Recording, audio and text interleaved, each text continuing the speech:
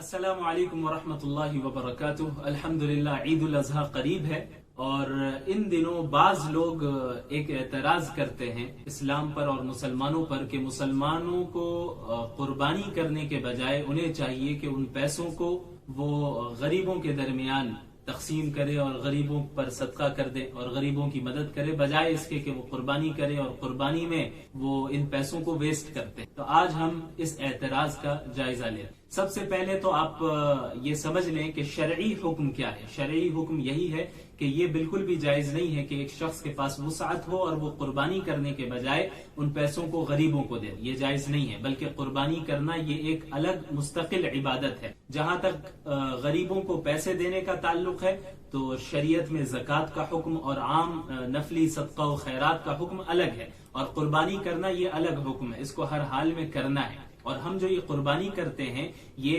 गरीबों के लिए भी करते हैं, अल्लाह के हुक्म की तामील के लिए, और फिर गरीबों के लिए भी करते हैं। इसे हम थोड़ी तफसील से समझते हैं। ये जो एतराज किया जाता है कि मुसलमान बकरीद में कुर्बानी करके पैसों को जाया करते हैं, तो इसका हम सबसे पहले जायजा लेंगे और हम इसे इकोनॉमिक पॉइंट ऑफ व्यू से समझेंगे कि क्या सही माने में मुसलमान पैसों को जाया करते हैं, वेस्ट करते हैं। याद रखिए, हम इबादत इकोनॉमिक पॉइंट ऑफ व्यू को देखकर नहीं करते। यानी इबादत तो हम इसलिए करते हैं चूंकि ये अल्लाह का हुक्म। मसलन हम नमाज इसलिए नहीं पढ़ते कि हमारा जिस्म फिट रहे, हम एक्सरसाइज करें, बल्कि नमाज हम इसलिए पढ़ते हैं क्योंकि अल्लाह ताला का हुक्म है अक़िमिस्सलात लिज़िक्री, कि मेरी याद के लिए नमाज कायम करो, ये अल्लाह का हुक्म। ठीक इसी तरह कुर्बानी भी हम इसीलिए करते हैं क्योंकि ये अल्लाह का हुक्म है, तो अल्लाह के हुक्म की तामील के लिए कुर्बानी करते हैं। इसका इकोनॉमी से कोई खास ताल्लुक नहीं है, यानी इकोनॉमी में तरक्की हो या ना हो इसका कुर्बानी से कोई ताल्लुक नहीं है।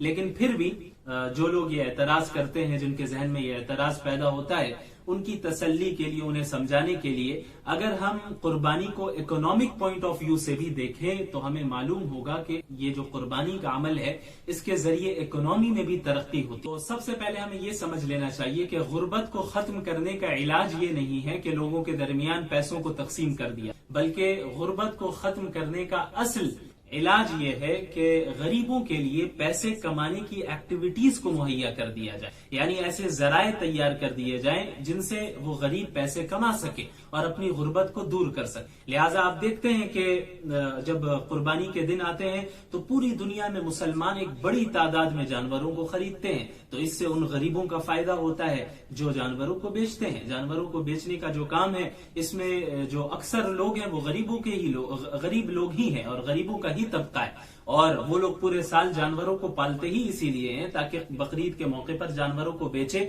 और उसके बाद पूरे साल का खर्च निकले और अच्छी रकम वो कमा सके। तो इस अमल से सबसे पहले उन लोगों का फायदा होता है जो जानवरों को बेचते हैं, जो गरीब तबका है उनका फायदा होता है। उसके बाद फिर जानवरों को एक जगह से दूसरी जगह मुंतकिल किया जाता है, तो जो ट्रांसपोर्टेशन के सर्विसेज हैं उनमें भी गरीबों की अक्सर तादाद जुड़ी हुई। तो जो ट्रांसपोर्टेशन की सर्विसेज होती हैं वो गरीब उसे अंजाम देते हैं और उन्हें भी फायदा होता है, वो भी कुछ पैसे इन दिनों में कमा लेते हैं। उसके बाद फिर कसाईयों का भी फायदा होता है कि पूरे साल उन्हें इतना काम नहीं मिलता जितना बकरीद के दिनों में काम मिल जाता है, और बड़े पैमाने पे काम मिलता है और वो लोग भी अच्छी खासी रकम कमा लेते हैं। और कसाईयों का जो तबका है, जाहिर सी बात है वो भी गरीबों का ही तबका है। और उसके बाद कुर्बानी के गोश्त को, कुर्बानी करने के बाद मुसलमान कुर्बानी के गोश्त को गरीबों में ही तकसीम करते हैं, और ऐसे ऐसे घरों में तकसीम करते हैं जहां के लोग पूरे साल उन्हें गोश्त देखना भी नसीब नहीं होता। ऐसे लोग हैं और मुसलमान उनके दरमियान गोश्त को तकसीम करते हैं। उसके अलावा फिर जो जानवर की खाल होती है, जो चमड़ा होता है, उसे फरोख्त करने के बाद जो पैसे हासिल होते हैं उन पैसों को भी मुसलमान गरीबों के दरमियान ही तकसीम, और फिर जो उन्होंने चमड़ों को और खालों को फरोख्त किया और बेचा तो इसके जरिए फिर लेदर प्रोडक्ट्स बनते हैं, और लेदर की जो तिजारत है और बिजनेस है उसमें तरक्की होती है। और लेदर की तिजारत ऐसी है जिसमें लाखों लोगों की रोजी रोटी जुड़ी हुई। तो सिर्फ एक इस कुर्बानी के अमल से इतने सारे जराए तैयार हो जाते हैं जिनसे लोग पैसे कमाते हैं, सिर्फ एक इस कुर्बानी के अमल। और भी ऐसा एक तबका है गरीबों का जो इन दिनों में जानवरों के चारे को बेचता है اور جانوروں کے کھانے کی مختلف چیزوں کو فروخت کرتا ہے، اس سے بھی انہیں بھی فائدہ ہوتا ہے، وہ بھی یقیناً غریب کا طبقہ ہے۔ تو جو لوگوں کے پاس پیسے سیونگز کی شکل میں ہوتے ہیں وہ پیسے لکوڈ کی شکل اختیار کر لیتے ہیں اور لوگوں کے درمیان تقسیم ہی ہوتے ہیں، اور اس طرح تقسیم ہوتے ہیں کہ غریب کو ہاتھ پھیلانے کی ضرورت نہیں پڑتی ہے، بلکہ کیونکہ ہم نے کمانے کا ذریعہ ہی انہیں دے دیا، اور اس میں وہ محنت کرتے ہیں اور اس کے ذریعے وہ پیسے کماتے ہیں۔ تو یہ اتنا بہترین نظام صرف اس قربانی کا نظام ہے۔ اچھا، اگر آپ ان لوگوں کو دیکھیں گے وہ اعتراض کرتے ہیں تو وہ آپ کو صرف بقرعید کے ٹائم میں نظر آتے ہیں۔ اولاً صرف بقرعید کے ٹائم میں نظر آئیں گے اور آپ کو ایسا محسوس ہوگا کہ غریبوں کی ان سے زیادہ فکر کرنے والا پوری دنیا میں کوئی ہے ہی نہیں، اور یہ کیا کہتے ہیں کہ آپ غریبوں میں پیسے کو تقسیم کر دیں، قربانی نہ کریں، حالانکہ یہ صرف اس جگہ پر ہی اعتراض کرتے ہیں، دوسری جگہوں پر اعتراض نہیں کرتے۔ آپ کو معلوم ہونا چاہیے کہ پوری دنیا میں بہت سی ایسی مختلف انڈسٹریز ہیں جن کا انسانی زندگی کی ضروریات سے کوئی خاص تعلق نہیں ہے، لیکن پوری دنیا اس میں بلینز آف ڈالرز کو خرچ کرتی ہے، بلینز آف ڈالرز۔ آپ مثال کے طور پر کاسمیٹک انڈسٹری کو لے لیجیے، آپ کو معلوم ہونا چاہیے کہ پورے سال cosmetic industry 350 billion of dollar سے زیادہ جنریٹ کرتی، 350 بلین ڈالرز، یہ کوئی معمولی رقم نہیں ہے، یعنی 35,000 کروڑ روپے، 35,000 کروڑ روپے سالانہ کاسمیٹک انڈسٹری میں جنریٹ کیے جاتے ہیں۔ یہاں پر کیوں نہیں اعتراض کیا گیا؟ یہ لوگ ادھر کیوں نہیں اعتراض کرتے؟ کیا کاسمیٹک انڈسٹری کی کوئی ایسی ضرورت ہے یا کوئی ایسا مقصد ہے جو انسانی زندگی کو ترقی کی طرف لے جائے؟ نہیں، اس کا مقصد کیا ہے کہ ہم زیادہ اچھے دکھیں، اینٹی ایجنگ کریم لگا کر ہم زیادہ دنوں تک جوان دکھے، جس کے ذریعے ہم غریبوں کے جذبات کو کچلتے ہیں۔ ظاہر سی بات ہے، غریب تو ایسے پروڈکٹس کو استعمال نہیں کر سکتے، اور جو لوگ اعتراض کرتے ہیں وہ اس جگہ پر اعتراض نہیں کرتے، مسلمانوں پر اعتراض کرتے، ادھر اعتراض نہیں کرتے۔ دوسری مثال آپ فلم انڈسٹری کی لے لیجئے، فلم انڈسٹری میں بھی بلینز آف ڈالرز کو خرچ کیا جاتا ہے اور جنریٹ کیا جاتا ہے۔ یہ پیسے کہاں جا رہے ہیں؟ یہ چند ایک مخصوص طبقہ ہے جو بس وہی کماتا ہے۔ یہاں پر کیوں نہیں اعتراض کیا جاتا کہ ان پیسوں کو غریبوں میں تقسیم کیا جائے؟ ہاں، اب آپ کہیں گے، اس بات کو ان کے سامنے رکھیں گے تو وہ یہ بولیں گے کہ بھائی آپ جاندار کی جان لے رہے ہیں، یہاں تو جان نہیں لی جا رہی ہے۔ جب یہ جملہ وہ کہہ رہے ہوں گے تو اس وقت ان کے پیروں میں لیدر کے جوتے ضرور ہوں، وہ لیدر جیکٹ ضرور پہنتے، لیدر کے بیلٹس ضرور پہنتے ہوں، اور دیگر لیدر کے پروڈکٹ ضرور استعمال کرتے۔ اس وقت جانور کی جان انہیں یاد نہیں آتی۔ اس سے کھلے طور پر ہمیں معلوم ہوتا ہے کہ ان کا نفاق اور ان کی ہپوکریسی کیسی ہے، ظاہر ہے، بالکل ظاہر ہے۔ وہ اس جگہ اعتراض کیوں نہیں کرتے؟ اگر وہ انصاف پسند ہوتے کہ صحیح معنی میں وہ انصاف چاہتے اور انصاف پسند انسان ہونے کی حیثیت سے وہ جائزہ لیتے تو پھر اس جگہ پر بھی اعتراض کرتے، لیکن اعتراض نہیں کرتے۔ پورے سال ہم مٹن کھاتے رہیں گے، چکن برگر کھاتے رہیں گے اور دیگر جنک فوڈز کھاتے رہیں گے، اور لاکھوں اور کروڑوں روپے گھروں پر خرچ کرتے رہیں گے۔ ایسے لوگوں نے ایسا کیوں نہیں کیا کہ صرف 2-3 روم کے گھر پر اکتفا کرتے اور دیگر پیسے اور اس سے زائد پیسے جو وہ اپنے گھروں پر خرچ کر رہے ہیں اسے غریبوں میں تقسیم کرتے؟ ایسا نہیں کیا انہوں نے۔ لیکن جب بقرعید کا موقع آتا ہے مسلمانوں پر اعتراض کرتے ہیں۔ یہ ان کی ہپوکریسی ہے، لہٰذا ایسے لوگوں سے بالکل متاثر ہونے کی ضرورت نہیں ہے۔ بظاہر ان کی باتیں بڑی اچھی لگیں گی، آپ کو ایسا محسوس ہوگا کہ ہاں بھائی بہت اچھی بات کر رہے ہیں، یہ پیسے تو جو جانوروں میں ہم خرچ کر رہے ہیں اسے غریبوں میں دے دینا، کتنی اچھی بات ہے۔ لیکن جب آپ ان کے نظام کو دیکھیں گے، ان کی باتوں کو سنیں گے، سمجھیں گے، ان کے نظریات کو سمجھیں گے تو آپ گہرائی میں اتریں گے، تب آپ کو معلوم ہوگا کہ ان کی ساری چیزیں کھوکھلی ہیں اور غریبوں کی کوئی فکر نہیں ہے۔ اصل مسئلہ اسلاموفوبیا ہے، انہیں اسلام سے چڑھ ہے، یہ اسلام دشمنی کا نتیجہ ہے، یہ صرف اسلام سے چڑھتے ہیں۔ ان کے چڑھنے سے کچھ نہیں ہونے والا، کیونکہ وَيَأْبَى اللَّهُ إِلَّا أَن يُتِمَّ نُورَهُ وَلَوْ كَرِهَ الْكَافِرُونَ۔ اللہ تو اپنے دین کو، اپنے نور کو مکمل کر کے رہے گا، نہ چاہنے والوں کے نہ چاہنے وجود۔ یہ ایک ایسی آیت ہے جس میں ہم سے اور آپ سے یہ مطالبہ کیا گیا کہ ہم ربانیین بنیں، اور حضرت نے اس طرف اشارہ فرمایا کہ آخر کیا وجہ ہے کہ لفظ ربانی کا ہی انتخاب اللہ نے فرمایا۔ یہ بھی کہا جا سکتا تھا کہ علماء کا لفظ استعمال کر لیا گیا ہوتا یا کوئی اور لفظ استعمال کر لیا گیا ہوتا، لیکن اللہ نے ربانیین کا لفظ استعمال کیا۔ ربانی وہ شخص ہوتا ہے، ربانی وہ عالم ہوتا ہے، ربانی وہ فرد ہوتا ہے جس کے اندر جو خود تربیت یافتہ بھی ہو اور دوسروں کی تربیت کرنے کی صلاحیت بھی اس کے اندر پائی جاتی ہو۔ یہ وہ شخص ہوتا ہے جو دین کی تعلیم بھی حاصل کرتا ہے اور دینی تعلیم کی نشر و اشاعت کے لیے جد و جہد بھی کرتا ہے اور اپنا احتساب بھی کرتا رہتا ہے اور اپنی ایمانی قوت میں اضافہ کرتے رہنے کی کوشش کرتا رہتا ہے۔ لہٰذا قرآن کریم کی یہ آیت ہم سے اور آپ سے یہ مطالبہ کرتی ہے کہ ہم اگر کسی ادارے میں اور بالخصوص دارالعلوم ندوۃ العلماء جیسے ادارے میں طالب علم کی حیثیت سے موجود ہیں تو ہم یہاں اس بات کی بھرپور کوشش کریں کہ ہم اپنی شخصیت کس طرح بنا پائیں، جس طرح اللہ رب العالمین چاہتا ہے اس طرح ہم اپنی شخصیت کو کس طرح ڈھال پائیں، کس طرح ہم ایسے افراد بن جائیں جو خود کے لیے بھی سیدھے راستے کی طرف وہ چلنے والا ہو اور تمام انسانیت کو سیدھا راستہ دکھانے والا بھی ہو۔ چونکہ یہ دین اسلام ایک ایسا دین ہے جو انفرادی دین نہیں ہے بلکہ اجتماعی دین ہے۔ یہ امت کوئی ایسی امت نہیں ہے جسے صرف اپنے لیے بھیجا گیا ہو، بلکہ یہ امت وہ امت ہے جسے تمام انسانوں کی ہدایت کے لیے بھیجا گیا۔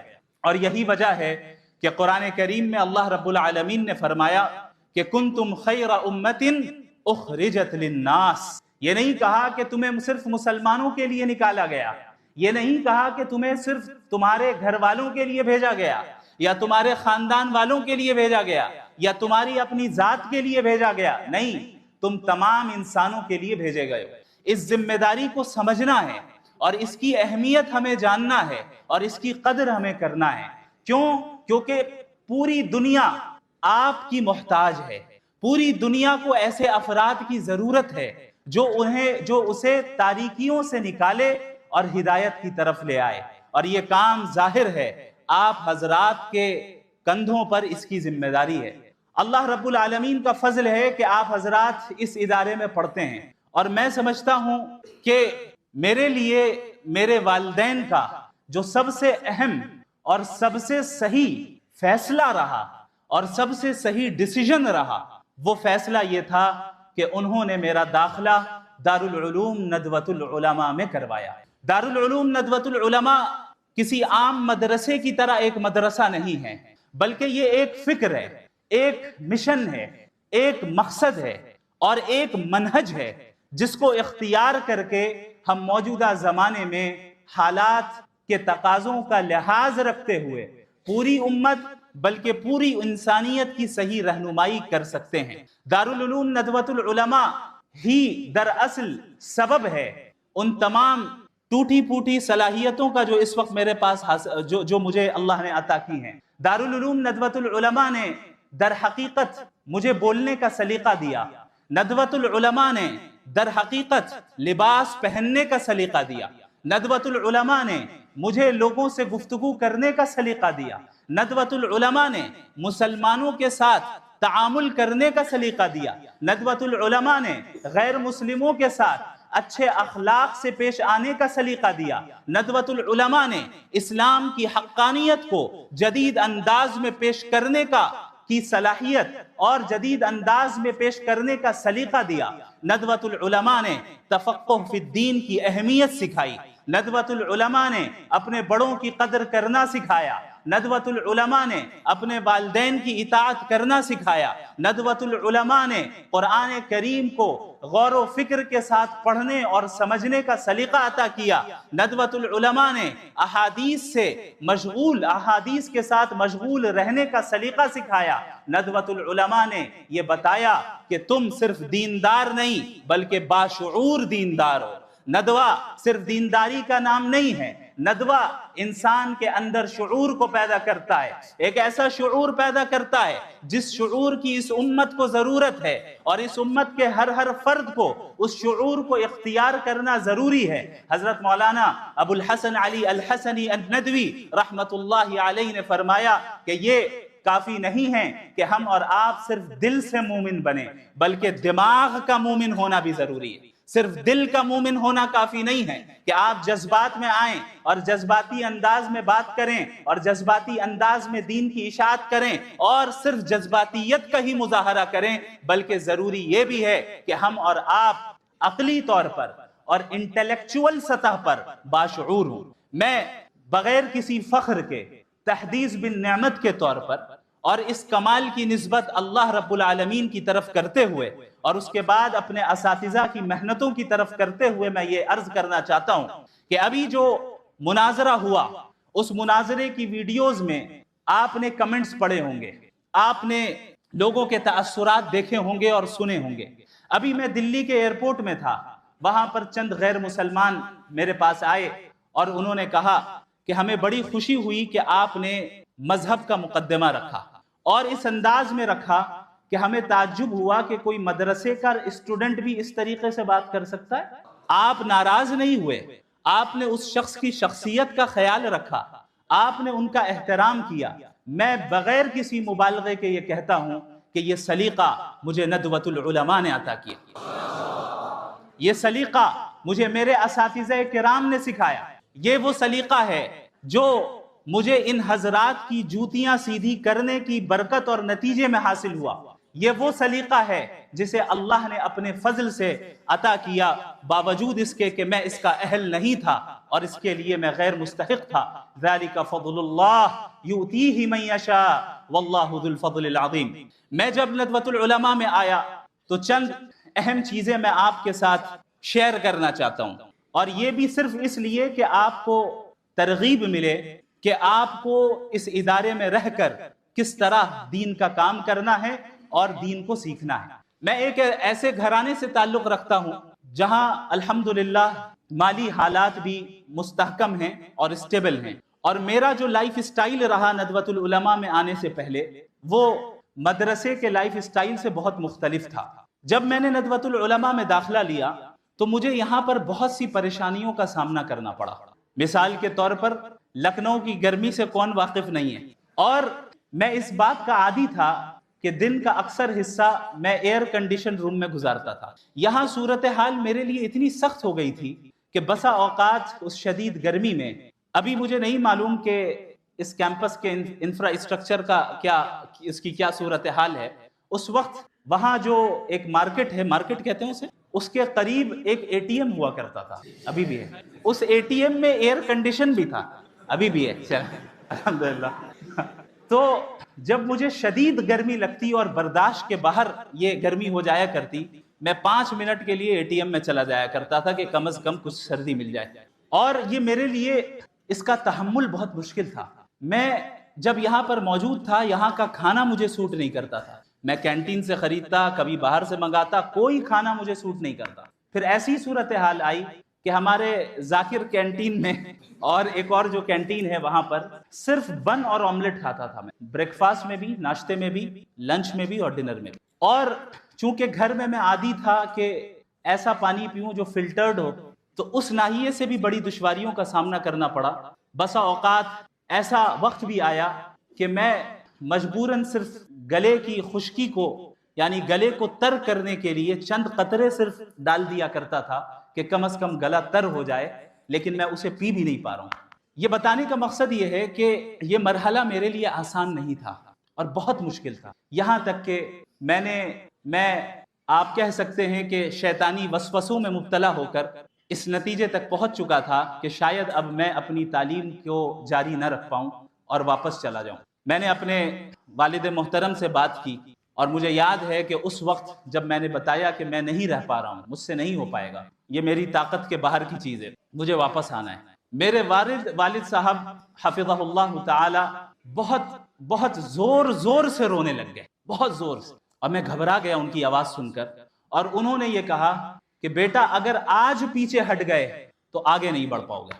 یہ وہ جملہ تھا جو آج تک میرے کانوں میں گونجتا ہے، اور یہ وہ جملہ تھا جس نے مجھے تیار کر دیا کہ اس دین کی خدمت کے لیے اور اس دین کی تعلیم حاصل کرنے کے لیے انشاءاللہ تعالی اب میں آخری حد تک جاؤں گا۔ اس کے بعد اللہ رب العالمین جزائے خیر دے میرے تمام اساتذہ کرام کو جو اس ادارے میں موجود ہیں، بعض اس دنیا سے رخصت ہو گئے، اللہ ان کی قبروں کو منور فرمائے، اور جو موجود ہیں اللہ ان کی عمر میں صحت اور ایمان کے ساتھ، عافیت کے ساتھ برکت عطا فرمائے۔ ان حضرات نے بالکل اس طرح معاملہ کیا جس طرح گھر میں والد معاملہ کرتا ہے، اتنی شفقت کے ساتھ پیش آتے تھے اور اتنی توجہ دیتے تھے کہ مجھے اس بات کی قدر ہوئی کہ بھئی میں جس ادارے میں رہتا ہوں یہ ادارہ کوئی معمولی ادارہ نہیں ہے، بلکہ یہ ادارہ ایک مقصد کے تحت بنا ہے۔ یہ ادارہ دیواروں کا نام نہیں ہے، یہ ادارہ سرٹیفکیٹ کا نام نہیں ہے، یہ ادارہ چند رسمی چیزوں کا نام نہیں ہے، بلکہ یہ ایک مقصد ہے، اور اس مقصد کو حاصل کرنے کے لیے ہمارے اساتذہ کرام دن رات جد و جہد کرتے ہیں بغیر کسی دنیاوی غرض کے۔ یہ کوئی معمولی خدمت نہیں ہے۔ اس کا اندازہ صحیح معنی میں اس وقت ہوگا جب آپ لوگوں کو دنیا کا ایکسپوجر ملے گا، جب آپ اس ادارے سے فارغ ہو کر جائیں گے اور الگ الگ لوگوں سے ملاقات کریں گے، آپ یہ دیکھیں گے کہ ہر جگہ ہر میدان میں صرف اس بات کی کوشش ہے کہ ہم کمرشل انداز کیسے نافذ کریں، ہمیں کمرشل بننا ہے۔ کوئی ایک منٹ بغیر پیسے کے دینے کے لیے تیار نہیں ہے۔ ہمارے اساتذہ کرام جو اس ادارے میں دن رات محنت کرتے ہیں اور ایسی صلاحیتوں کے ساتھ ہیں جو صلاحیتیں عموماً ان کمرشل انڈسٹریز کے لوگوں کو حاصل نہیں ہیں، اس کے باوجود ہمیں وہ وقت دیتے ہیں، اس کے باوجود ہماری وہ فکر کرتے ہیں، ہماری رہنمائی کرتے ہیں۔ یاد رکھیں اس سے بڑی نعمت اس وقت آپ لوگوں کو کوئی اور بڑی نعمت، اس سے بڑی نعمت آپ کو حاصل نہیں۔ ضروری یہ ہے کہ ہم اس نعمت کی قدر کر لیں۔ اللہ رب العالمین کی یہ سنت ہے، اس کا یہ طریقہ ہے کہ جو شخص اللہ کی نعمت کا شکر ادا کرتا ہے، اللہ کی نعمت کی قدر کرتا ہے، اللہ اس نعمت میں اضافہ کرتا ہے، اور جو شخص اللہ کی نعمت کی ناقدری کرتا ہے اللہ اس سے اس نعمت کو چھین کر ایسے شخص کو دے دیتا ہے جو اس کا مستحق ہو۔ لہٰذا اس بات کا عزم کر لیں کہ ہم جس قیمتی ایام سے گزر رہے ہیں، ہم جس مرحلے سے گزر رہے ہیں، اس کی ہم بھرپور قدر کریں گے، ناشکری نہیں کریں گے، اس سے ہم استفادہ کریں گے، اور ٹھیک جو ہے جس انداز میں ہمیں فائدہ حاصل کرنا چاہیے وہ کریں گے۔ یاد رکھیں، میں پھر بتا دوں، فخر کے طور پر نہیں، صرف تحدیث بن نعمت کے طور پر اور آپ حضرات کی ترغیب کے لیے یہ بات بتا رہا ہوں کہ میں نے اپنے طالب علمی کے زمانے میں، ابھی بھی طالب علمی ہوں، یعنی دارالعلوم ندوۃ العلماء میں جو طالب علمی کے ایام گزرے، میں نے ایک چیز کا بڑا اہتمام کیا، وہ یہ تھا کہ اپنے بڑے اور اپنے اساتذہ کی اطاعت، ندوے کے انتظامیہ کی اطاعت، ندوے کے بنائے ہوئے اصولوں کی اطاعت، میں نے اس کی بھرپور کوشش کی، یہاں تک کہ الحمدللہ کئی مہینے گزر جاتے تھے، کسی ایک گھنٹے میں بھی غیر حاضری میں نہیں کرتا تھا، اور صرف اس نیت سے کہ کہیں ایسا نہ ہو کہ ایک گھنٹہ بھی اگر چھوٹ جائے تو اس کی برکت ختم نہ ہو۔ اور یقین جانیے امتحان کے ایام میں جس طرح آپ حضرات بہت پریشان ہو جاتے ہیں، پھر اگر آپ نے پابندی کی، حاضری کی، اور کلاسز میں پابندی سے آپ حاضر رہے تو آپ کے لیے امتحان کا مرحلہ بڑا آسان ہو جاتا۔ اس بات کی ہم نے پابندی کی کہ میرے اساتذہ کرام، میرے مشائخ مجھ سے جو کہتے میں وہ کرتا۔ اگر مجھ سے کہا جاتا کہ آپ کو مغرب کے بعد دارالمطالعہ میں بیٹھنا ہے تو میں بیٹھتا تھا، میں ناغہ نہیں کرتا تھا، الا یہ کہ کوئی شدید عذر ہو۔ مجھ سے کہا جاتا کہ آپ کو ندوے کے باہر نہیں جانا ہے تو میں نہیں جاتا تھا، جبکہ میں دیکھتا تھا بہت سے افراد ایسے تھے جو نہیں سنتے تھے، جو اساتذہ کی اطاعت نہیں کرتے تھے، وہ چلے جاتے تھے یا اسے سمجھتے تھے کہ ہم پر زیادتیاں ہو رہی ہیں، ہمیں قید کر دیا گیا ہے۔ لیکن آج مجھے اس کے پیچھے کی حکمتیں سمجھ میں آتی کہ ہمارے اساتذہ کرام کیوں ہمیں اس بات کا پابند بناتے تھے کہ آپ کو ندوے کے کیمپس کے باہر نہیں جانا ہے، آپ کو مغرب سے عشاء تک دارالمطالعہ میں بیٹھنا ہے تو بیٹھنا ہے، آپ کو نمازوں کی پابندی کرنی ہے تو کرنی ہے، کلاسز میں غیر حاضری نہیں کرنی ہے تو نہیں کرنی ہے۔ ان تمام چیزوں کو کرنے کے بعد میں سمجھتا ہوں کہ اللہ رب العالمین نے اسی کے نتیجے میں جو کچھ بھی آپ نے 20 دسمبر کو دیکھا وہ حاصل ہوا، اللہ رب العالمین کا فضل رہا۔ لہٰذا آپ تمام حضرات کو میں ایک مشورہ دیتا ہوں، چونکہ آپ میرے چھوٹے بھائی کی طرح ہیں، اور میں ان ایام سے گزرا ہوں جن ایام میں سے ابھی آپ گزر رہے ہیں۔ مجھے یاد ہے کہ ایک مرتبہ حضرت مولانا محمد الرابع الحسنی الندوی رحمت اللہ علیہ کا اسی مسجد میں خطاب چل رہا تھا، اور میں وہی اسی جگہ پر کہیں بیٹھا تھا۔ حضرت نے بڑے پرجوش انداز میں یہ بات کہی تھی۔ حضرت کا جو مزاج تھا اور ان کی جو طبیعت تھی وہ بڑی نرم طبیعت تھی، لیکن اس وقت جس لہجے میں اور جس انداز میں اور جس पुरजोश अंदाज में वो जुमला उन्होंने कहा था, हम सब बिल्कुल बहुत ज्यादा चौकन्ने हो गए और बिल्कुल हम उनकी तरफ मुतवज्जे हो गए कि जरूर हजरत कुछ चाहते हैं हमसे। हजरत ने ये कहा था कि आप में से जो इस वक्त बेमकसदियत में मुब्तला है वो अभी इसी मस्जिद से उठ जाए और इस नदवे से निकल जाए। ये हजरत का मिजाज नहीं था इस तरह के जुमले कहने का आम हालात में, लेकिन हजरत ने ये जुमला कहा था। आप इससे अंदाजा लगाएं कि किस कुढ़न के साथ जो है ये जुमला कहा होगा, किस दर्द के साथ ये जुमला कहा होगा, किस उम्मीद के साथ ये जुमला कहा होगा कि आप अगर इस इदारे में हैं और नदवतुल उलमा आपकी हर एतबार से खिदमत कर रहा है तो वो आपसे कुछ चाहता है, और वो अपने लिए नहीं चाहता। इदारे के असातिज़ा अपने जाती मफाद आपसे कुछ नहीं चाहते, वो ये चाहते हैं कि आप बन जाएं और ऐसी शख्सियात बन जाएं जो पूरी दुनिया की क़ियादत आपके हाथ में, जिनके हाथों में पूरी दुनिया की क़ियादत। तो लिहाजा सबसे पहली चीज ये है कि बेमकसदियत की वबा से बाहर निकल आए।